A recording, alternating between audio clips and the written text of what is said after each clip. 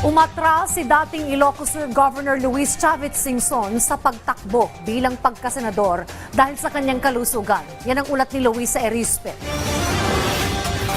Pasado alas 10 ng umaga, dumating sa opisina ng Commission on Elections sa Intramuros, Manila si dating Ilocos Sur Governor Luis Chavez Singson. Ito'y upang personal at opisyal na umatras sa kanyang kandidatura sa pagkasenador. Si Singson ang unang kandidato sa 2025 National Local Elections na aatras sa laban. Ang dahilan, pneumonia. 5 araw nga raw siyang hindi nakatulog, kakaisip sa kanyang kalusugan at kandidatura. At bago pumunta sa COMELEC, galing pa siya sa ospital. Tinamaan ako this year na dalawa sa lungs. Pneumonia, mas grabe sa pulmonya yun. Kung saan pauli ako, ano yung maging senador? So magagawa ko naman lahat. Pagtulong sa tao, talo ko magagawa kung gagaling ako.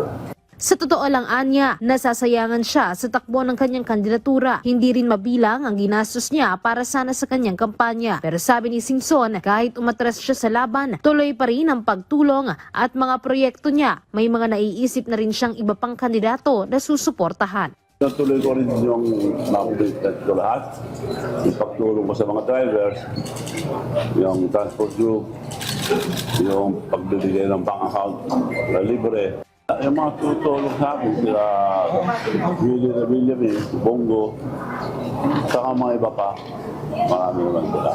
Mismong si COMELEC Chairman George Erwin Garcia naman ang tumanggap ng pag-withdraw ni Singson. Pero sabi niya, wala nang tsansa na makapag-substitute pa ito. Kapag po kasi withdrawal ng candidacy, kahit paanong kadahilanan ay bawal po ang substitution. Sa ating pong batas, pwede lamang po ang palitan kapag namatay yung kandidato o na-disqualify yung kandidato. Taliwas naman sa nauna ng sinabi ng COMELEC na kapag nag-withdraw si Singson ay hindi nila maaalis ang pangalan nito sa balota. Ngayon, aalisin na ang pangalan ni Singson sa balota dahil magsisimula pa lang naman sila mag-reprint nito. Dahil naman sa pag-withdraw ni Singson, nasa 11 kandidato lang sa pagkasenador ang magagalaw ang numero sa balota kapag dinagdag na ang pangalan na ipinadadagdag sa kanila ng Korte Suprema.